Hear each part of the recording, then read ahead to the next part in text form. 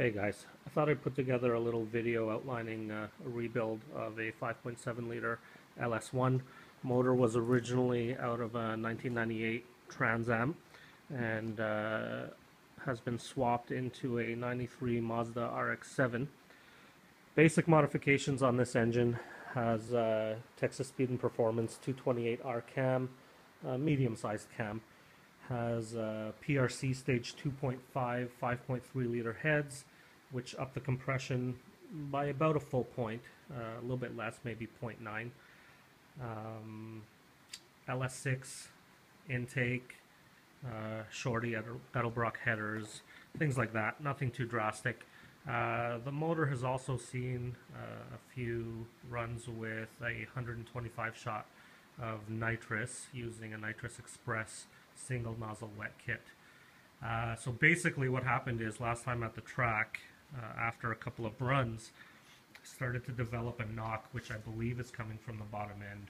So took the motor out of the car, I'm going to strip it down, and until then I won't really know where the noise is coming from, but I suspect it's a main bearing. Don't think it was anything due to detonation or anything. The tune that was on it was very conservative, set up for running half-mile runs, and this happened at the quarter mile, and I didn't see anything abnormal on the gauges while doing the run. I think it was just one of those things, but like I said, until you tear it apart, won't really know. So before we get started, why don't we go take a look at what that motor actually came out of. So that is 93 RX-7 competition yellow mica. Ended up going with a automatic transmission because I knew I was going to be doing mostly straight line with this particular vehicle. Has a stage 6 RPM transmissions, 4L60E, a very stout piece, and have really no worries about that letting go. I am running the stock rear end. I swapped it out for the automatic rear end, which is a slightly lower ratio. 390 here instead of the 410. Not much of a difference, obviously.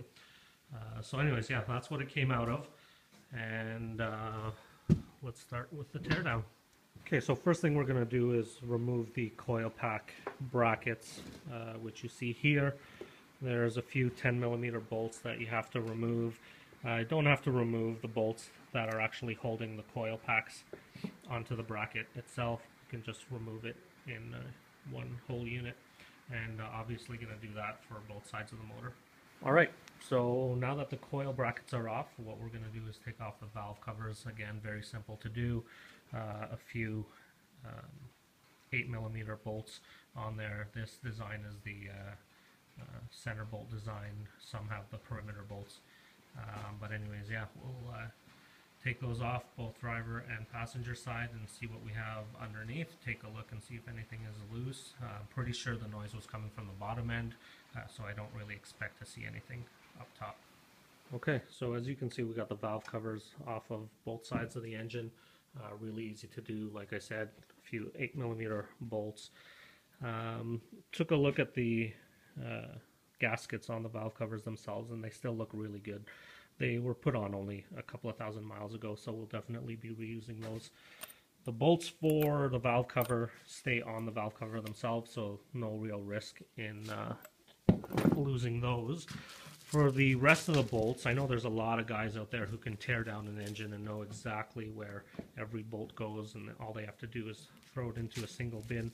I'm not one of those guys, so what I do is put them in little baggies, label them, and throw them into a bin, so that way there's no guesswork down the road for me. So I inspected the rockers really quickly. They're all tight. There's no play in any of them.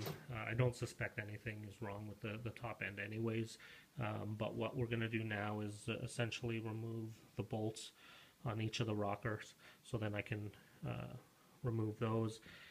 And once those are removed, I can then slip out the push rods. Take a look and make sure none of those are bent. Alright, so I got the rockers off on the other side, but I thought I'd show you the process to take at least one of them off. Very simple, 8mm bolt in the middle of the rocker. Loosen that up. They're going to be really tight. Some are going to be tighter than the others, depending on the stroke of each piston.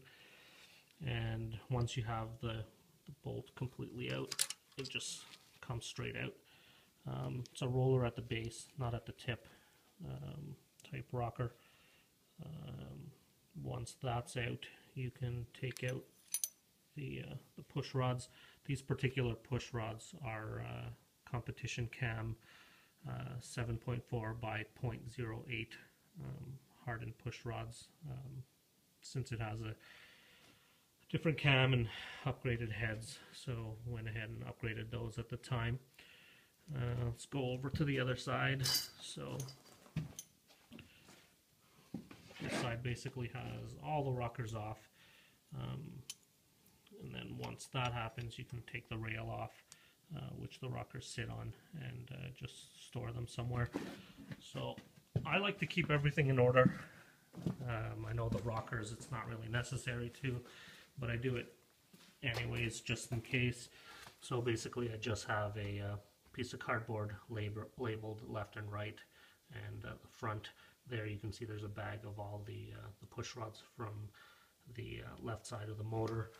Here's the rail for the left side, and then basically I'm going to do the exact same thing for the right side. Okay, so now that we have all the rockers out and the push rods out, the rest of the heads are going to pretty much stay assembled. To get the heads off, I got some work to do. I got to take off the headers. There is a coolant crossover pipe in this model of ls1. I think the ls6s don't have this, but I'll remove that chain there. But basically some 10mm bolts, one there, one hiding behind this chain here, and then another one there. Remove the crossover pipe. I have it labeled already from some previous work, just to make my life easier. In the heads themselves, to remove the heads, there are a few 15mm bolts inside the head, and then some at the base of the head right there, which we can get to once I remove the headers. So the headers are off. Had to take the dipstick off on this side as well to get a couple of the header bolts off, but the dipstick would have had to come off anyways, obviously. One thing I wanted to mention for this crossover pipe, for the coolant crossover pipe that runs under the intake, be careful when you're lifting it out. It has some little metal gaskets at the bottom of each one. I don't know if you can see that, but anyways, you don't want to lose those. And mine were new when I did it last time, so I'm not going to change them. You don't want to risk having a leak under your intake. It's going to be a pain in the ass to try to get at that at a later time. So next we're going to take off the water pump. A bunch of 10mm bolts around the water pump, and it should slide right out. Alright, so we got the water pump off. As you can see, 6 bolts in total to take it off. There are a couple of gaskets, one for each side, for the water pump. Again, these were just installed not too long ago, so we're going to be able to reuse these, but if not, you know, they're not very expensive. Go ahead and replace them. You don't want to be taking off the water pump once it's back in the car. Alright, so next thing we're going to want to do is remove the crank pulley or the balancer. And in order to do that, you're going to have to remove that center bolt, which I believe is a 24mm. If it's not, I'll let you know in the next clip. But in order to remove it, you're going to need, so after you remove that center bolt, you're going to have to use a 3-prong puller like this. A good friend of mine who's a mechanic had this in his toolbox, and he was kind enough to lend it to me.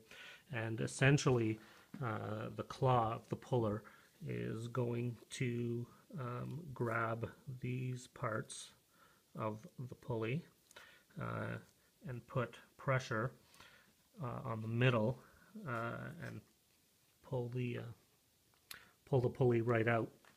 Now, one thing you should note when using a puller like this is Never use any sort of air tools or impact tools. Do it all by hand. Take your time, and that way there's less chance of anything going wrong and you breaking anything.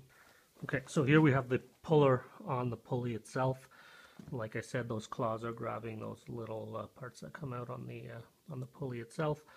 I didn't have to use any of the extensions. What I ended up doing was getting the 24mm bolt in there, backed out almost all the way. I would say about 90% of the way, and then the bolt itself on the puller, sorry, is wedged up against it. So we're going to crank down on the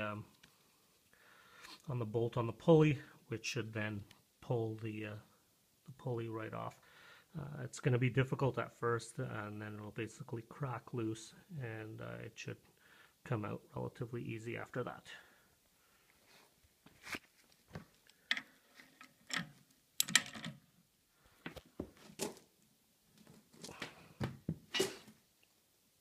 There we go.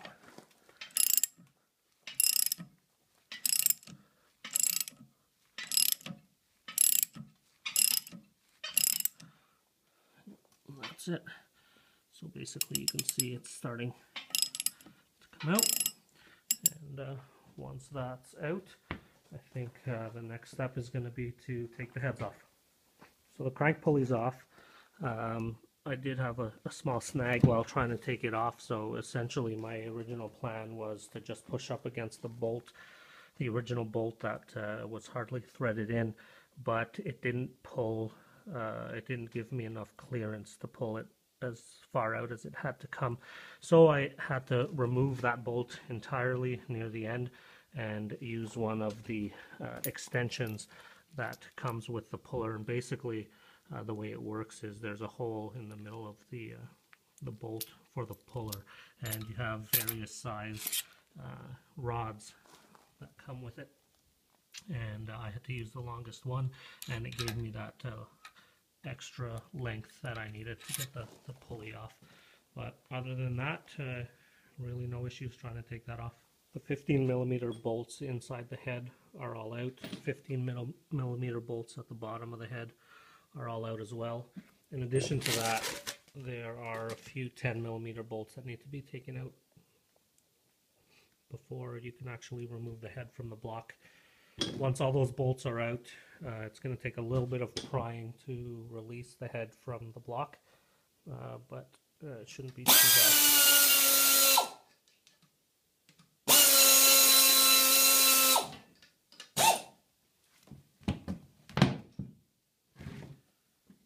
That's it. Okay, so we got both heads off, so you can see the top of the pistons. They look okay. They do have a little bit of a sandpaper finish, which I don't really like. I've read that that can be a sign of detonation, so I'll have to look into that. Also, I should mention that one of the reasons why I'm tearing this apart is there was a knock in the motor, and I'm suspecting it's either rod knock or from a main bearing. But I pushed down on all the cylinders, and this one actually had movement, so I'm thinking that the bearing in the cylinder here is the one that's giving me the trouble. So next what we're going to do is take off all the 10mm bolts for the valley cover and remove the knock sensors. It's relatively easy to do. Also going to remove some of the sensors. So this here, the oil pressure sending unit, required a special tool that I had to buy just so that it was long enough to be able to take it off. So I'm going to remove that and a couple of the other sensors, and when I'm done that, I'll show you how to remove the knock sensors. So next step is to remove the knock sensors, and all you got to do is pry up the plastic covers, and then inside is the connector to the knock sensor itself. Best thing to use long pair of needle nose pliers. Grab the connector, squeeze, pull straight up. Connector comes out, and I believe use a 7/8 or 22 mil to get the knock sensor itself out.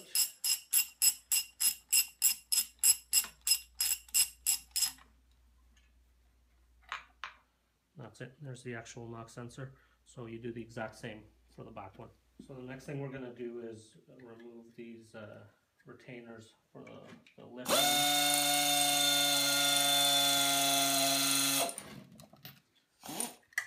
10mm bolt in each one, so there will be 4 in total. And then the lifters are exposed, and then basically you can reach in with sometimes your fingers, but usually you'll need some needle nose pliers to lift them out. And I'll inspect them, make sure that there's no markings or grooves in the roller itself, and I'll do that basically the same thing for all of them. Next thing we're going to do is remove the front cover. There are 8 10mm bolts in the front. You should note that there's 2 bolts from underneath going straight up, so it's very important to take those out, otherwise you're going to damage it trying to take it out if you just take out the ones in the front. Now that we have the front cover off, what we're going to do is remove these 3 bolts, which will allow us to take off the timing chain sprocket, and the timing chain will just slip right off. The cam is under there. Well, actually there's a retainer under that sprocket that we're going to have to remove too before we can take out the cam. Then there's the oil pump itself.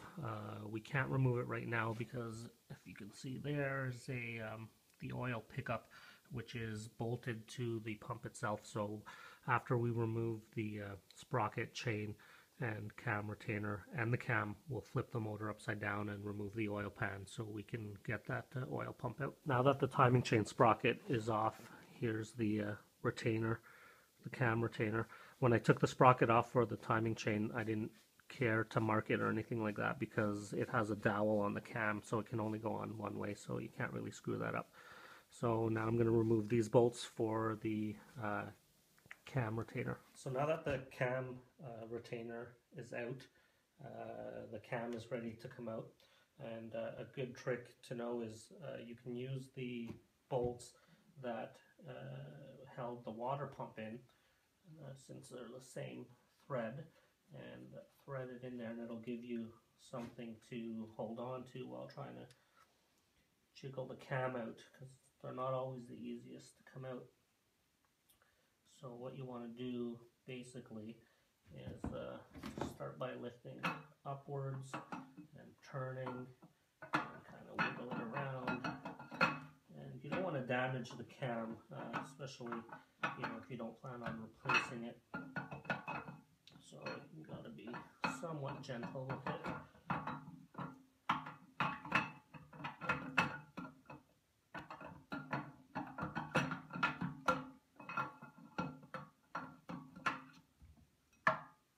That's it.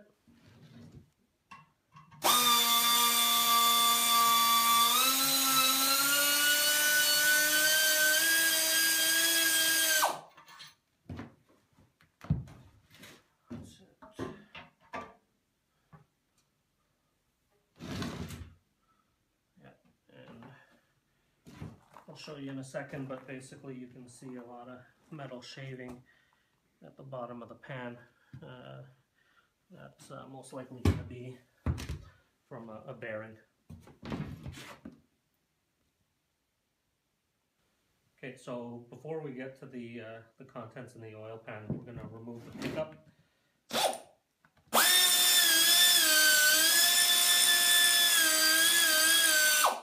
And we're going to remove the 4 bolts holding the oil pump. Take off the last bolt for the pickup.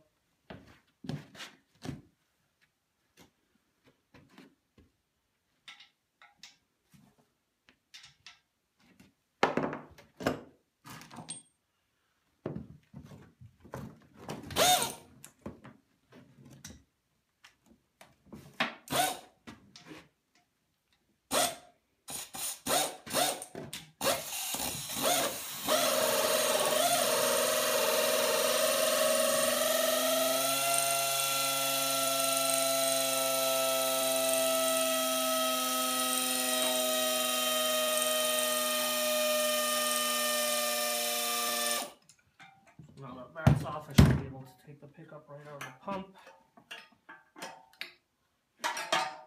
And then the pump should slide right out. I was thinking of the chain. I remember changing it to an ls2 chain, which is also relatively new, so there shouldn't be any need to buy a new chain for it as well.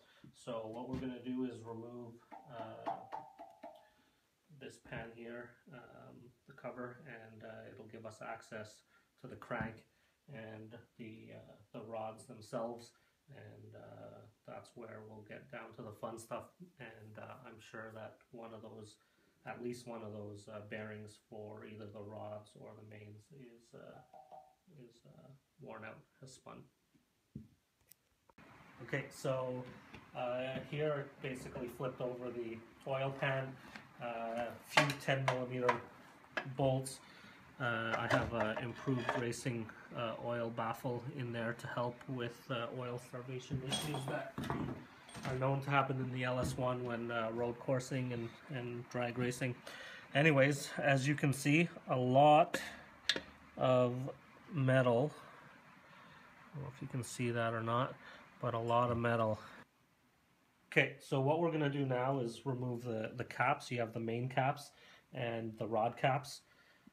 So the rod caps are basically at the end of the connecting rods, and usually what you'd want to do is keep track of what came out of where, because you'd want to reassemble it that way, changing the bearings.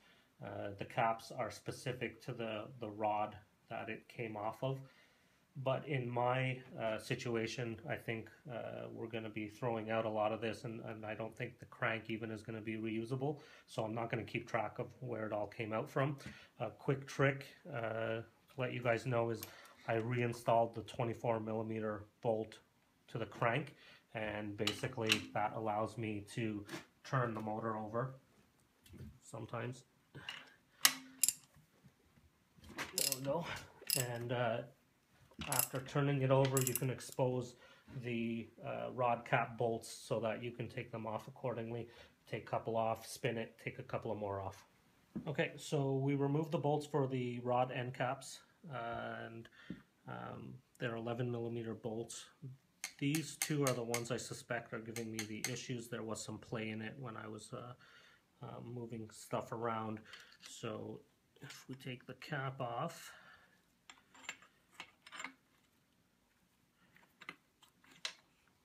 so right away you can see a difference here. There's a ledge here that shouldn't be there, and in fact there are no bearings at all on the caps where they should be. And I took the bolts off of that one as well, and hopefully there is a bearing on that one, and sure enough there's a bearing in there. Now that we have all the rod caps off, we're going to have to take the pistons out, and relatively easy to do so. You just basically push down on the connecting rod and get your hand on the other side. There we go. And that's it. We've got a piston out. So we're going to do that for all of them. If you're going to be keeping your crank, then be careful not to scratch the crank when you take out the pistons. So now what we're going to do is focus on the main caps. There are 1, 2, 3, 4, 5 of them. They're numbered by the factory. There's stamps 1, 2, 3, 4, 5, and basically there are 15mm bolts, two 15mm bolts, two 13mm bolts, and on each side there are 10mm bolts. So that'll be the same for all of them. So we'll go ahead and get those bolts out and start to remove the caps. Okay, so we got all the bolts out for all the main caps. It took some finesse to get them loose. They're all loose now, so I can just lift them out easily. But you really got to wiggle them back and forth and lift straight up. They're in there really, really tight. The number 5 main cap at the end can't come off until you remove the rear cover. and there's a whole bunch of bolts there, and I didn't take it off before I put it on the stand. So I have some work ahead of me. Gonna take the rear cover off, and then in the next clip, this last main cap will be out as well, and then we'll take the crank right out. So it wasn't bad as I thought it was going to be, getting all the bolts off of the rear cover, but learn from my mistake. Before you mount the block on your engine stand, remove all the rear cover bolts except for maybe 2 accessible ones. You want to leave it on there, it'll protect part of the crank, so you don't want to scratch that up. So now that everything is off, all the bolts are off, rear cover comes out, and then we can work on getting the last cap off. There we go. So that's the last cap, cap number 5, and then you can go ahead and lift the crank out. Not light, but you want to be careful with it, especially if you're going to reuse it. So you can inspect all the bearings here. They look okay. Normal wear marks, nothing too drastic. So that's about it. After that, you're left with a bare block.